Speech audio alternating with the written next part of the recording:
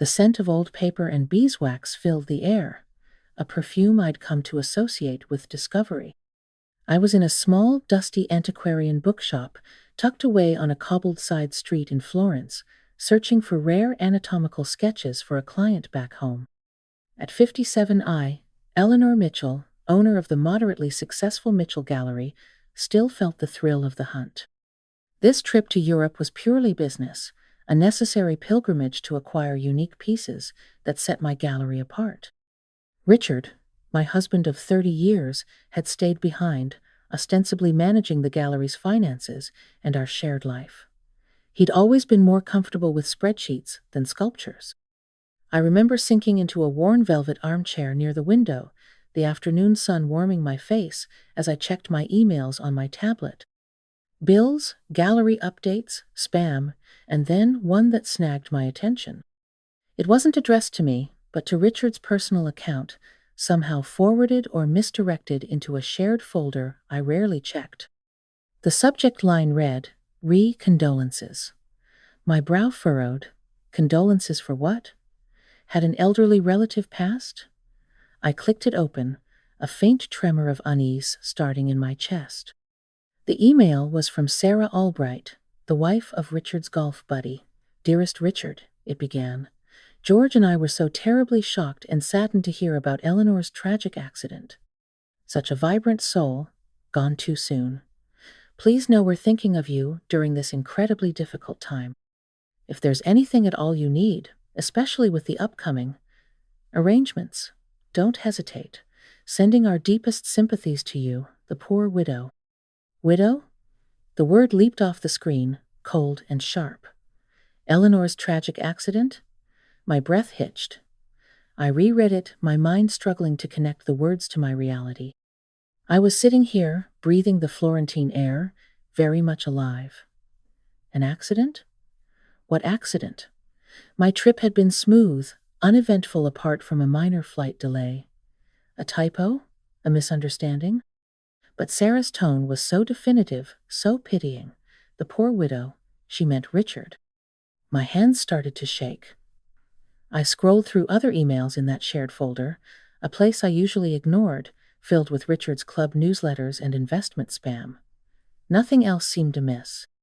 I tried calling Richard's mobile. Straight to voicemail, his office line at the gallery rang unanswered. Panic began to claw its way up my throat.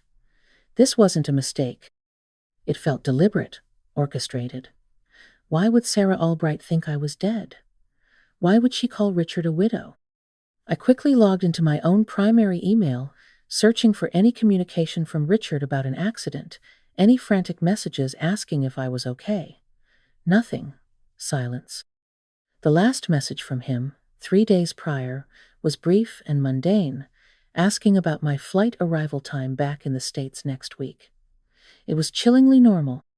A cold dread washed over me, extinguishing the warmth of the Italian sun.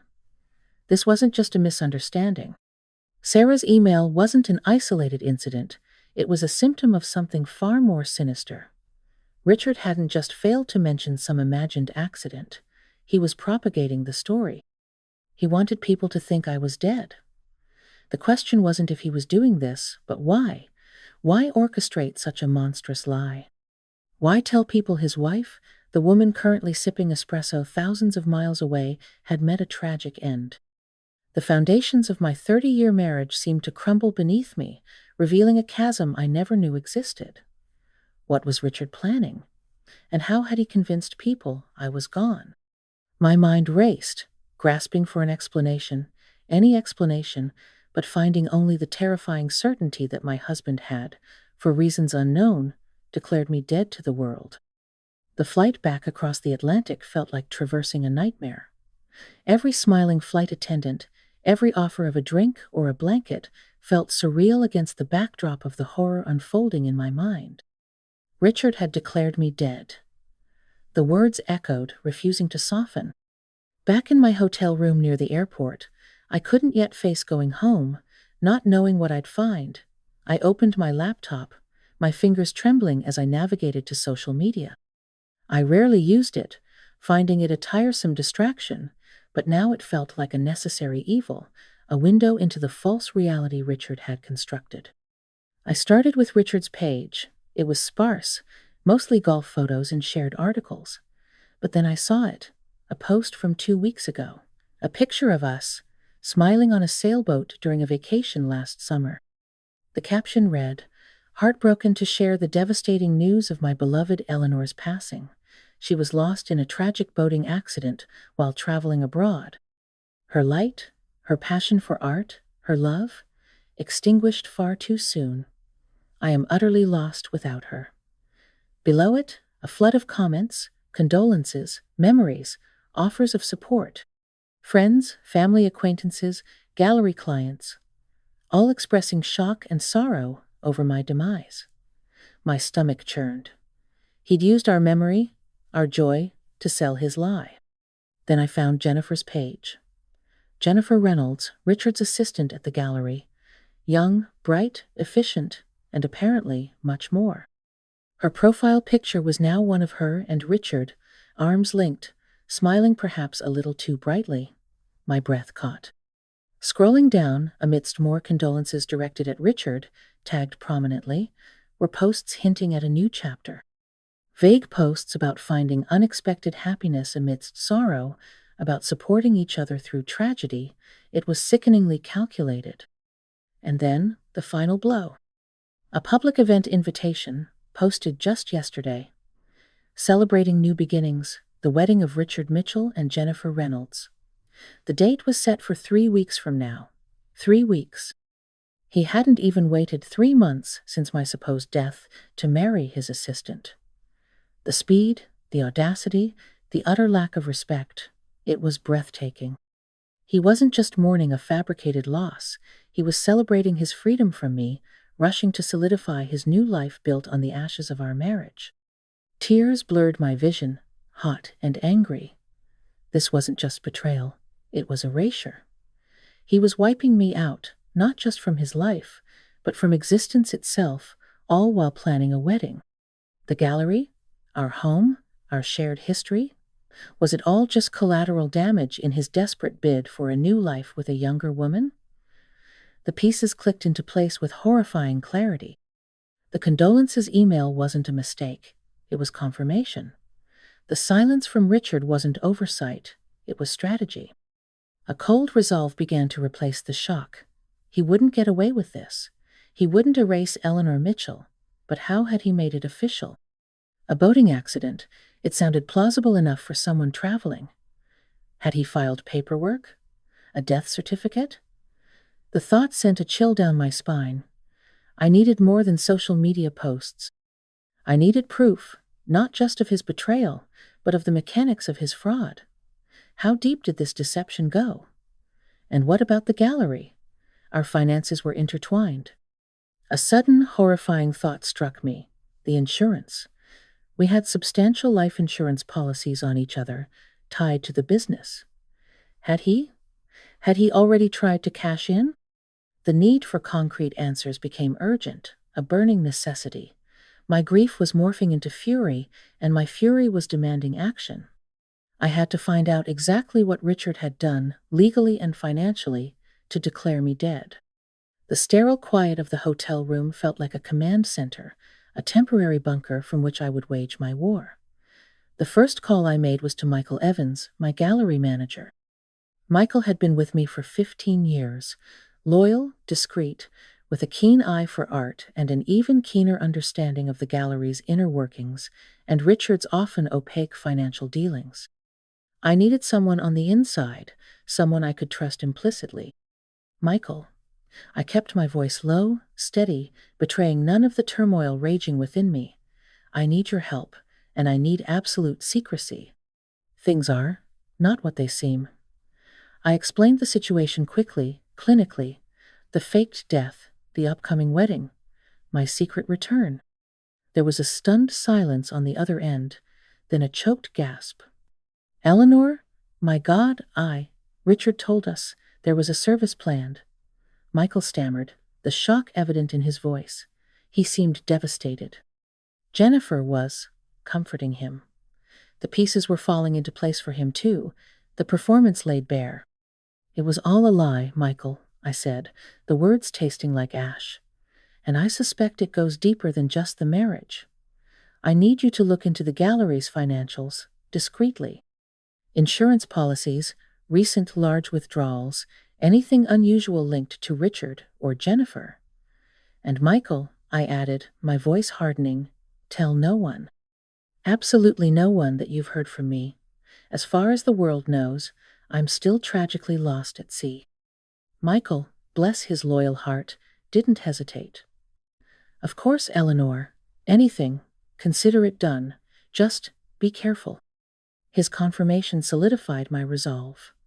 While Michael dug into the gallery's finances, I focused on my own resurrection. I meticulously gathered evidence of my existence, my aliveness, during the period I was supposedly deceased. Time-stamped photos from Florence, ATM withdrawal slips from Italy, my plane ticket stubs, my passport stamps showing entry back into the U.S. after my alleged demise. Each receipt, each digital footprint became a weapon. The next step was crucial. This wasn't just marital infidelity, it was fraud, potentially criminal fraud. I needed professional help. A friend, a divorce attorney I'd consulted briefly years ago about updating our wills, recommended a private investigator specializing in financial fraud and complex marital disputes. His name was David Chen, known for his tenacity and discretion. Meeting David in a nondescript coffee shop felt clandestine, ripped from a spy novel. I laid out the story, the emails, the social media evidence, my own collected proof of life. He listened intently, his expression unreadable, occasionally jotting notes. "He filed a death certificate, Mrs. Mitchell," David confirmed after making a few preliminary checks on his secure laptop right there at the table. "Based on a supposed report from foreign authorities about a boating accident, it looks legitimate on the surface, but the speed is unusual. And yes," he added, anticipating my next question, "he's already initiated a claim on your joint life insurance policy tied to the gallery. A substantial one?" The confirmation hit me like a physical blow, stealing my breath. It wasn't just about replacing me, it was about profiting from my erasure. He wanted me dead, not just emotionally, but financially. "There's more," David continued, his gaze sharp. "My initial scan of public business filings shows some irregularities with the gallery accounts over the past 6 months. Large sums moved around, new credit lines opened.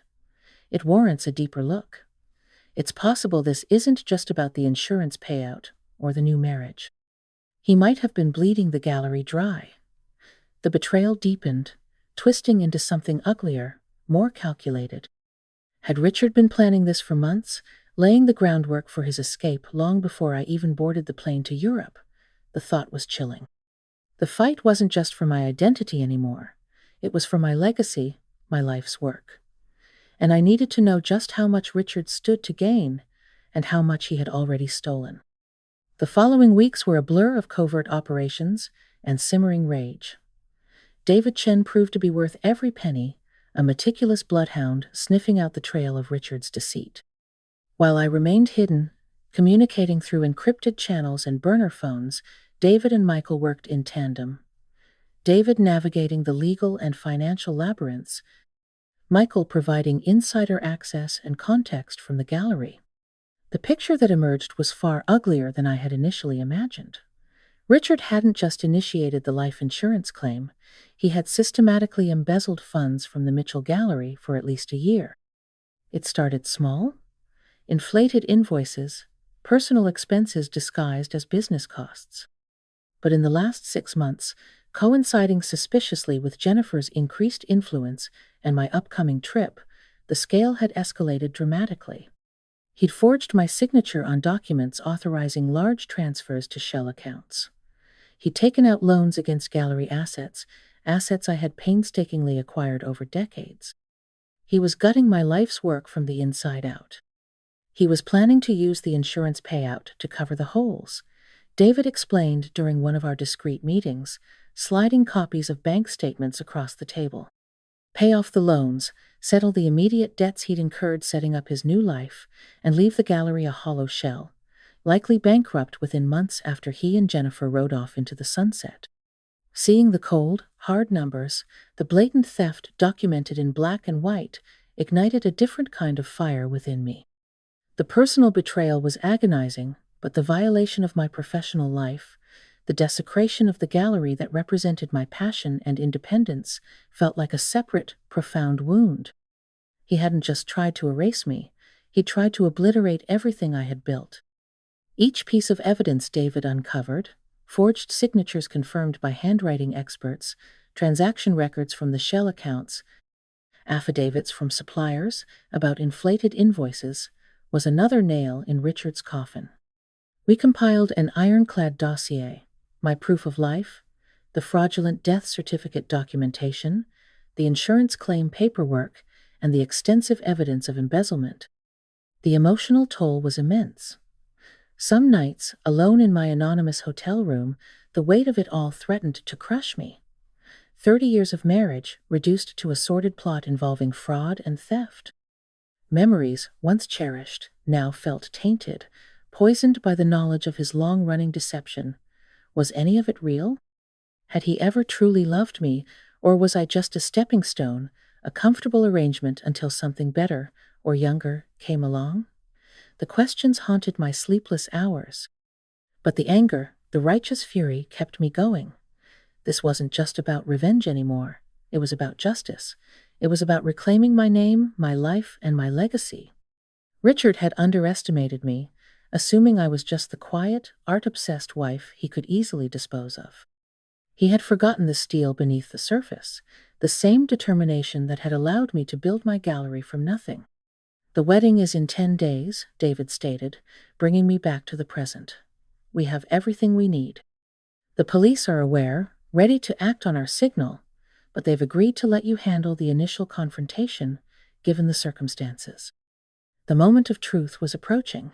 Confronting Richard publicly, exposing his lies in front of everyone he knew, felt both terrifying and necessary. "The wedding?" I confirmed, my voice steady despite the tremor in my hands. "That's where it ends. That's where Eleanor Mitchell comes back from the dead." The plan was set. The stage would be his carefully orchestrated celebration. The climax would be my unexpected resurrection. The days leading up to the wedding crawled by, each hour thick with anticipation and a strange, unsettling calm. I moved from the anonymous hotel near the airport to a small, discreet rental apartment, closer to the city, closer to the life Richard thought he had stolen. Michael had arranged it, ensuring complete privacy. From my window, I could almost see the spire of the church Richard and Jennifer had chosen for their nuptials, St. Augustine's, a place where we'd attended friends' weddings, christenings, even funerals. The irony was bitter. I spent the time reviewing the evidence with David one last time, ensuring every document was in order, every statement corroborated. We coordinated with the plainclothes officers who would be discreetly positioned near the church, ready to intervene if necessary but instructed to let me play my hand first. Their presence was a safety net, but the confrontation itself had to be mine. Seeing my city again, the familiar streets and landmarks, from the perspective of a ghost was profoundly disorienting. I saw posters advertising an upcoming exhibition at my gallery, an exhibition Richard and Jennifer had presumably overseen, using funds likely embezzled from me. I walked past our favorite restaurant, the one where Richard had proposed 30 years ago, and felt a pang not of sadness, but of cold fury. He had tainted everything. Michael visited occasionally, bringing updates and quiet words of support. He looked worn, the stress of his double life showing. "He's like a different person, Eleanor," Michael confided, his voice low. "So smug, so confident, Jennifer fawns over him constantly. They're finalizing the sale of some major pieces. Pieces you specifically earmarked." He shook his head. "It's like watching vultures circle." His words only strengthened my resolve. This had to stop, not just for me, but for the gallery, for the artists we represented, for the legacy I had built. On the eve of the wedding, a profound sense of quiet settled over me. The anger was still there, a simmering coal beneath the surface, but it was overlaid with a steely determination. I laid out the clothes I would wear. A simple, elegant charcoal gray dress. Dignified, professional, the attire of a woman reclaiming her life, not seeking vengeance in hysterics. I wasn't attending a wedding, I was attending an arraignment staged in a church. Sleep was elusive that night. I replayed scenarios in my head, imagining Richard's face, Jennifer's reaction, the gasps of the guests. Would I falter? Would the sheer emotional weight of the moment overwhelm me? I thought of the woman I was before, trusting, perhaps a little naive, content in the life I thought I had. She was gone. In her place stood someone forged in the fire of betrayal, someone who understood the true cost of deceit. Richard hadn't just declared me dead. He had inadvertently resurrected a version of me he would not recognize, and certainly wouldn't be prepared for. The morning dawned bright and clear, offensively cheerful. Sunlight streamed into the apartment. It was the day. The day I stepped back into the world, the day Richard's carefully constructed fantasy would shatter. I took a deep breath, the air filling my lungs feeling strangely significant.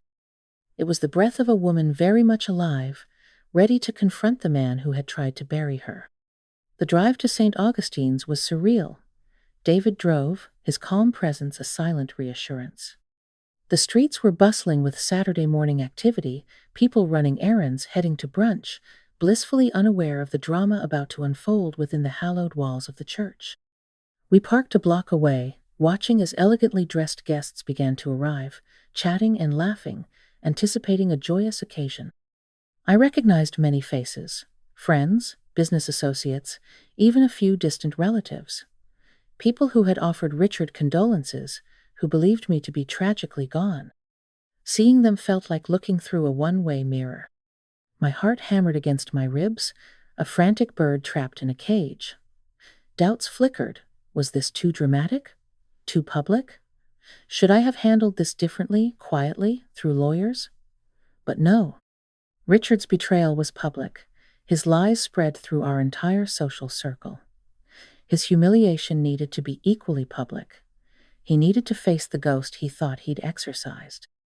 We waited until most guests were inside, until the organ music swelled, signaling the imminent start of the ceremony.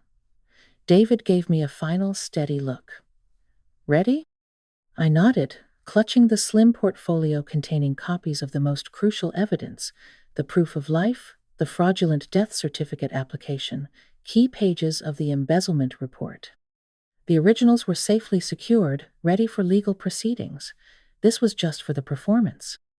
I'll be right outside, David assured me. The officers are in position. Just give the signal if you need them. Walking towards the church felt like moving through water. Each step was deliberate, heavy. The ornate wooden doors stood slightly ajar, spilling muffled organ music onto the sun-drenched steps. I could hear the low murmur of the assembled guests, the rustle of clothing. My breath hitched. This was it, the point of no return. I paused just outside the entrance, hidden from view in the shaded portico. Peeking through the crack between the heavy doors, I could see the altar, bathed in candlelight and adorned with white lilies, my favorite flower, a cruel, calculated touch by Richard. The guests filled the pews, their faces turned expectantly towards the front. Then the music shifted. The bridal chorus began. Jennifer appeared at the end of the aisle, radiant in white, clutching the arm of her beaming father. She looked young, triumphant. And at the altar, waiting for her, stood Richard, my husband. He looked distinguished in his tuxedo, a carefully composed mask of solemn joy on his face. Seeing him standing there, ready to pledge his life to another woman, just weeks after orchestrating my death, sent a fresh wave of ice through my veins. The ceremony began. The priest's voice droned, welcoming the guests, speaking of love, commitment, new beginnings. Jennifer reached the altar. Richard took her hand, his smile widening. They turned to face the priest. I could hear the familiar words, the opening lines of the marriage rites. My cue was approaching. My hand tightened on the portfolio. The bird in my chest beat its wings harder. Taking one final, deep breath, steeling myself against the wave of nausea and adrenaline, I pushed open the heavy oak door and stepped into the aisle. Time seemed to warp as I stepped inside. The organ music faltered, then died abruptly, leaving a ringing silence broken only by the collective, sharp intake of breath from the assembled guests. Every head turned towards the back of the church, towards me. Faces registered confusion first, then dawning disbelief, then utter shock. Whispers erupted like wildfire through the pews. Is that? It can't be, Eleanor? I stood there for a moment, letting the reality of my presence sink in, my gaze fixed firmly on the altar. Jennifer, her face pale beneath her makeup, followed the guest's stares, her eyes widening in horror as they landed on me. A strangled gasp escaped her lips, morphing into a high-pitched, involuntary scream that echoed in the sudden, cavernous silence. Richard, hearing Jennifer's scream and sensing the shift in the atmosphere, turned. His carefully composed expression dissolved instantly, replaced by sheer, unadulterated terror. His face went slack, his skin turned a ghastly shade of gray, and his eyes bulged as if he were seeing an actual apparition. He physically stumbled backward, away from Jennifer, away from the altar, bumping into a large floral arrangement, sending white lilies scattering across the steps. The priest, caught completely off guard, stared at me, his mouth agape. The heavy, leather-bound Bible he was holding slipped from his grasp, thudding onto the marble floor with a sound that reverberated through the stunned sanctuary. It was a punctuation mark, underscoring the utter implosion of the moment. I began to walk slowly, deliberately, down the central aisle. My heels clicked softly on the stone floor, the only sound besides the frantic, panicked breathing I could now hear coming from Richard. The portfolio felt cool and solid in my hand, an anchor in the swirling chaos. Guests leaned out of their pews, craning their necks, their faces a mixture of astonishment, fear, and dawning comprehension. Some looked pityingly towards Jennifer, who stood frozen, tears beginning to stream down her face, ruining her perfect makeup.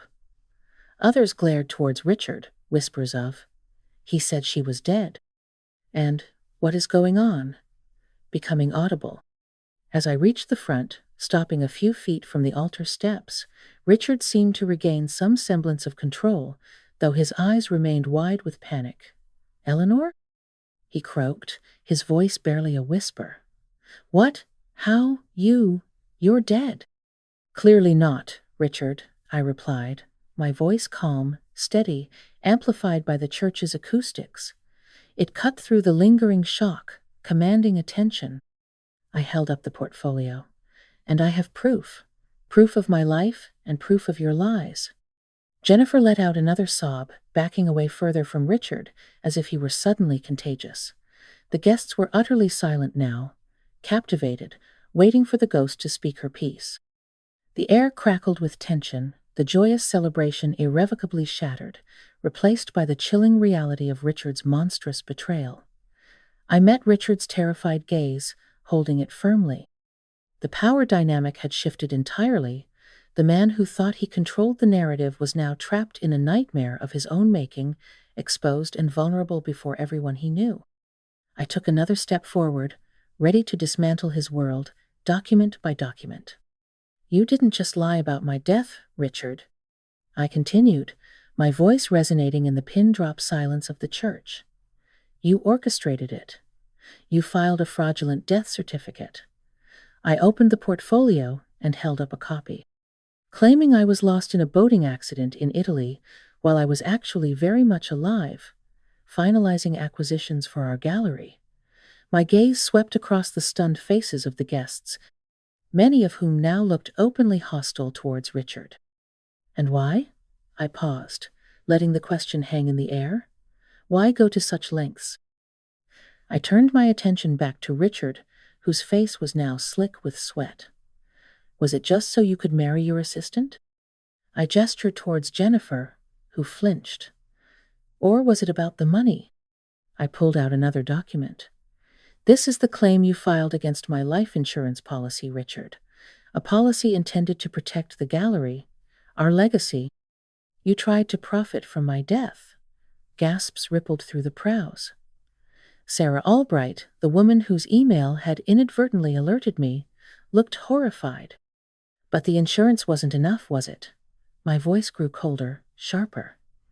Because you had already been stealing from the gallery for months. Embezzling funds, forging my signature, taking out loans against its assets. I held up summaries of the forensic accounting report Michael and David had prepared. Shell companies, inflated invoices, personal luxuries disguised as business expenses. You were systematically gutting the business I spent my life building, planning to use the insurance money to cover your tracks before disappearing. Richard opened his mouth, perhaps to protest, perhaps to lie further, but no sound came out. He looked utterly broken, exposed, stripped bare of his charm and fake solemnity. He avoided looking at Jennifer, whose expression had shifted from shock to dawning fury. I have documentation for all of it, Richard, I stated calmly, tapping the portfolio. Bank records, forged signatures verified by experts, sworn statements. Everything. I looked past him, towards the back of the church where I knew David was waiting, where the plainclothes officers stood ready. The authorities are aware. They are waiting outside. At the mention of authorities, Richard visibly flinched. The last vestiges of his composure crumbled. He looked wildly around, trapped. Jennifer finally spoke, her voice trembling with rage. You told me she was gone. You told me it was tragic. You used me. She backed away further, shaking her head in disbelief and disgust. The spell was broken. Guests started murmuring loudly, some standing up, shaking their heads. The carefully constructed facade of Richard's life had not just cracked, it had imploded spectacularly. I didn't need to say anything more. My presence, the evidence, Richard's visible guilt, it was enough. I turned, leaving Richard standing amidst the scattered lilies and the wreckage of his lies, Jennifer weeping beside the altar, and the priest still looking bewildered. As I walked back down the aisle, the guests parted silently, their eyes filled with a mixture of sympathy for me and contempt for him. Outside, in the bright sunlight, I nodded to David. The officers moved discreetly towards the church entrance. The legal process would follow, messy and painful, but necessary. Richard faced charges of fraud, embezzlement, and potentially more.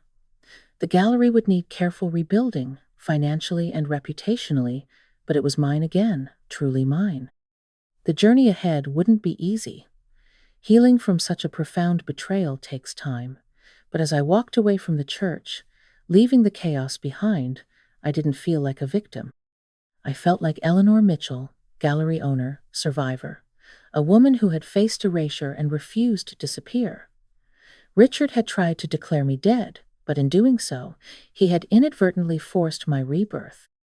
I was stronger, wiser, and fiercely protective of the life I had reclaimed. The future was uncertain, but it was mine to write, on my own terms, and that felt like the most satisfying revenge of all. And so, Eleanor walked away from the wreckage of Richard's lies, not as a ghost, but as a woman reborn in the fires of betrayal. Her journey reminds us that even in the face of devastating deception, the strength to reclaim one's life and identity can emerge stronger than ever. What do you think is the most unforgivable part of Richard's betrayal, the faked death, the theft, or the emotional manipulation? Share your thoughts in the comments below. We love hearing your perspectives on these intricate stories of resilience. If you were moved by Eleanor's story and want more tales of justice and revenge, please subscribe to Revenge with Emma and turn on notifications.